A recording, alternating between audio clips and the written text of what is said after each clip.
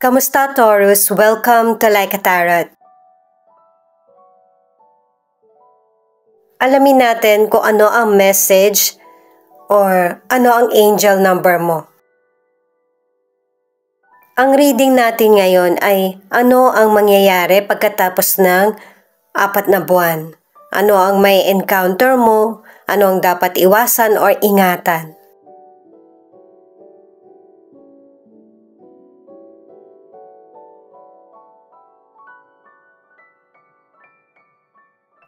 Four, 4. Something very good is coming your way. Good news, good times, good relationship, good health, and many blessings. Magkakaroon na ng stability sa buhay mo kasi may mga Taurus na naka-experience ka ng ups and downs sa buhay mo.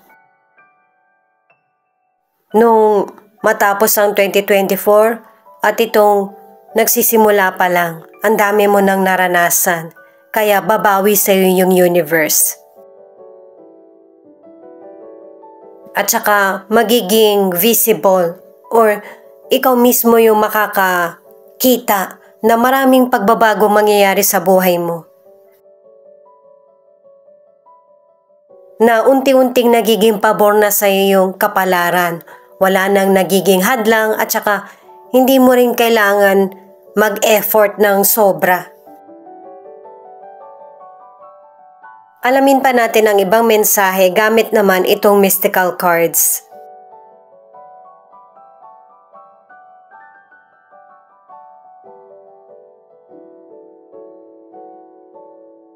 Tumutugma din itong mystical cards mo sa angel number mo.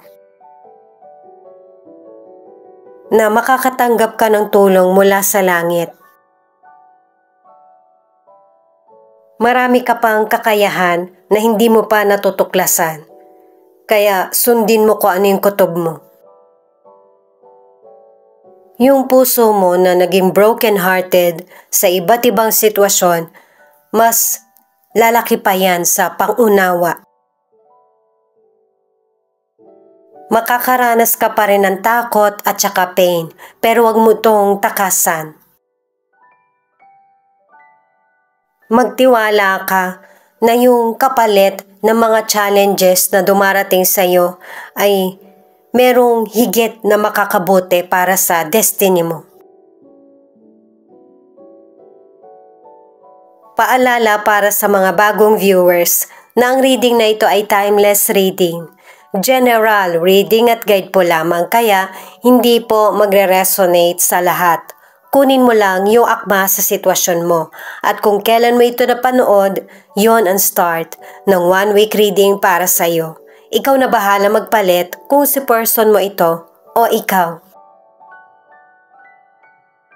Ang tanong ay ano ang mangyayari pagkatapos ng 4 na buwan? Ano ang may encounter? At saka ano ang dapat ingatan or iwasan? 3 of Wands, the Death, 2 of Pentacles. Posible na sinisimulan mo na ito or malapit mo nang makamit. Pwedeng patungkol ito sa karir mo or negosyo. Pero kailangan nito ang pagsasakripisyo. Yun ang tanging kapalit para may magandang mangyari sa buhay mo. At kapag nakapagdesisyon ka na, hindi ka na mahihirapang magbalanse sa buhay mo. Makakaya mo nang harapin lahat, anuman ang challenges na darating sa iyo. Ang ilan sa inyo sa career, pwedeng nasa ibang bansa ka na o nagbabalak kang pumunta sa ibang bansa o ibang lugar.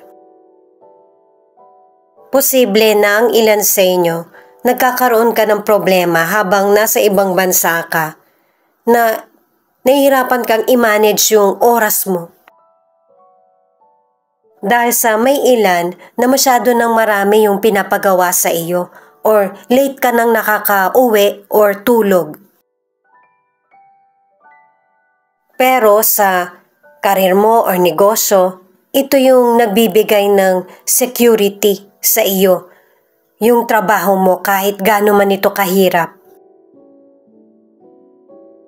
Pero may magandang kapalit ito dahil sa pagsusumikap mo, may magandang kita. Para sa ilang single, kahit nag-e-enjoy ka sa pagiging single mo, magbabago na yung desisyon mo. Gugustuhin mo na magkaroon naman ng karelasyon. At ang advice ng cards, huwag mo nang gawin yung katulad dati na nawawalan ka ng oras sa person mo. Nawawalan ka tuloy ng panahon na para makilala siya. Itong Page of Pentacles, meron kang sinimulan sa nakaraan na meron na magandang bunga. Posible na ang ilan sa inyo nag-invest ka or meron kang extra na trabaho or negosyo. Ang iba naman dahil sa nag-aaral ka. Ituloy mo lang kung ano yung nasimulan mo sa nakaraan kasi magagamit mo yan in the future. Ang ilan meron kang napag-aralan o kaya trabaho sa nakaraan na marami kang naging experience na magagamit mo ngayon.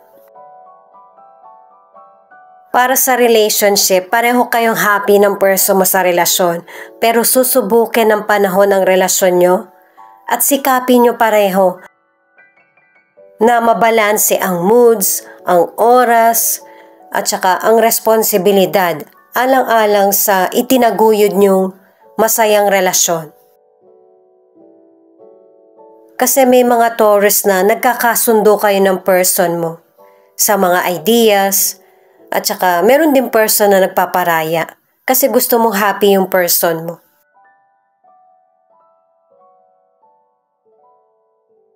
Queen of Cups, the Hangman in reverse, Queen of Wands. Itong mga cards mo, anuman ang gender mo, kung meron kang sitwasyon sa nakaraan na hindi mo tinapos, babalik ito sa panahon na hindi mo kailangan or hindi mo inaasahan. Pwedeng patungkol ito sa koneksyon, sa financial, or sa love, na walang naging ending or walang clarity. Mas lalong mahihirapan ka sa sitwasyon kapag ka nagkakasabay-sabay.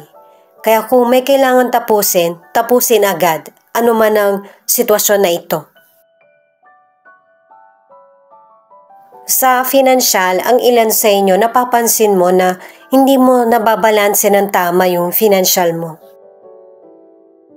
Kaya posibleng humihingi ka ng advice or tulong sa person mo, sa family mo, sa kakilala. At ito yung magiging daan para maging tama yung desisyon mo sa financial.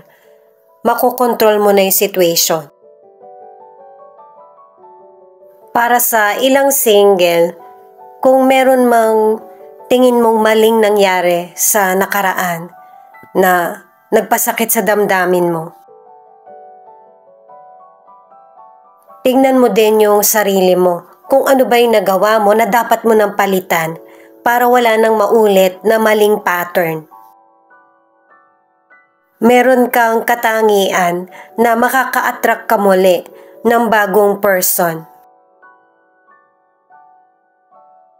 Huwag mong gawing malungkot yung masaya mong buhay dahil sa marami pang darating. Para sa ilan sa relationship, sabihin mo sa person mo kung anong outcome na relasyon ang gusto mo. Kung nagkakaroon ng problema ang relasyon nyo, resolbahan nyo ito ng unti-unti. Kailangan mag-slow down. Kasi nasa sitwasyon kayo ng person mo na pareho kayong may pinagdaraanan na para hindi mauwi sa pagtatalo ang pag-uusap.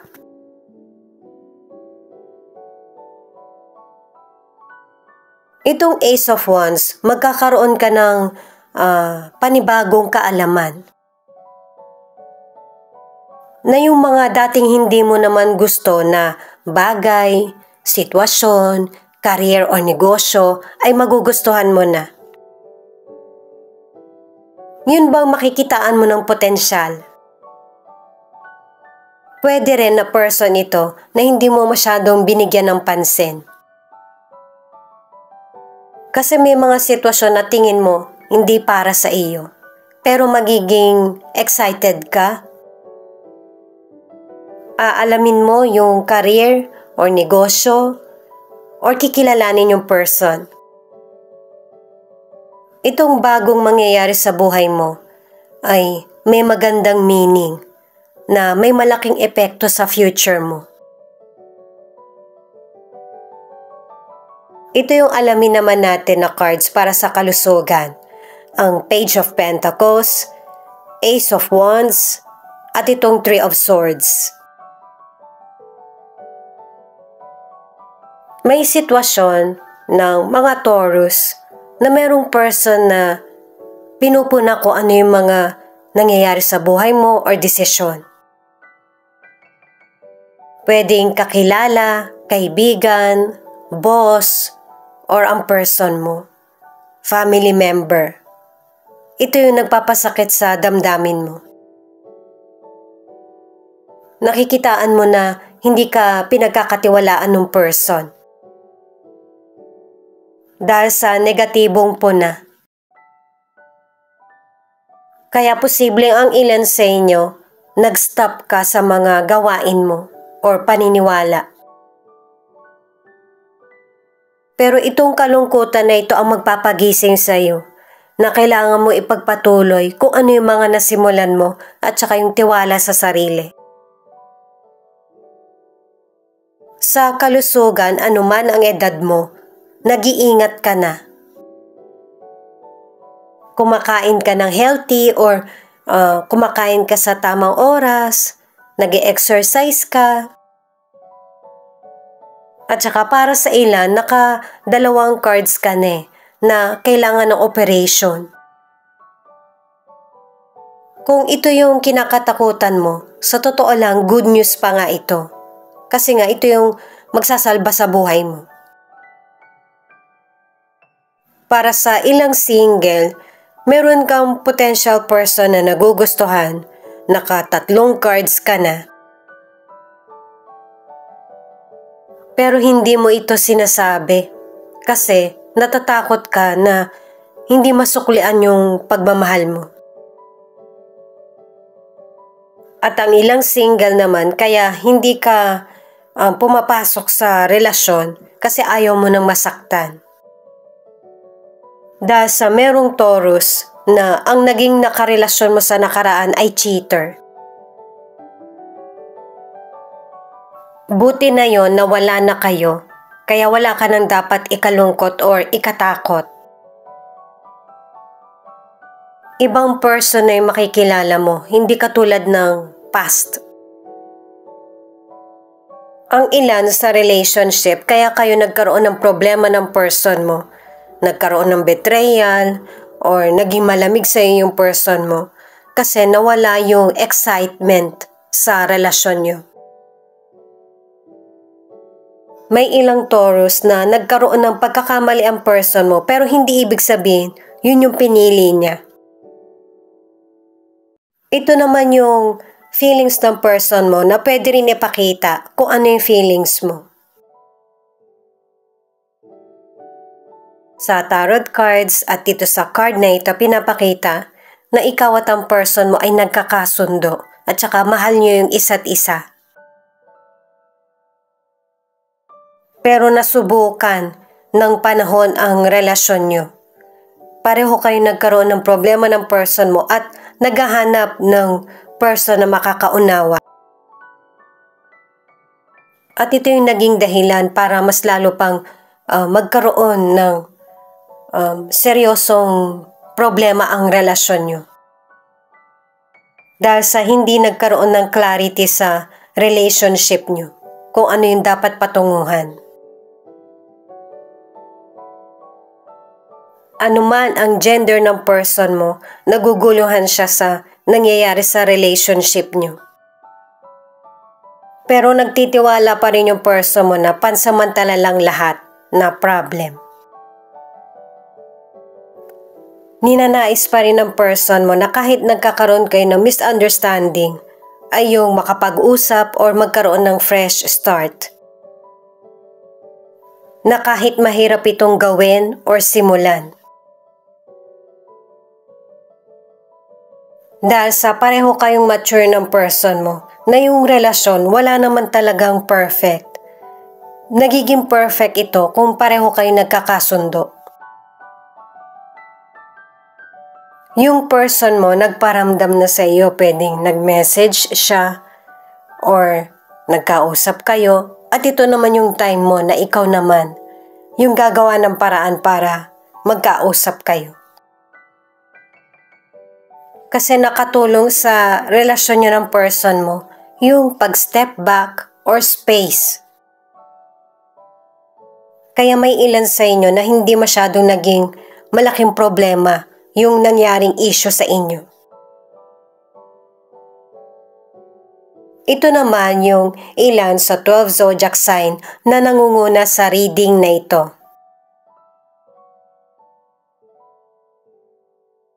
Pisces, Aquarius, Gemini, Aries, Taurus.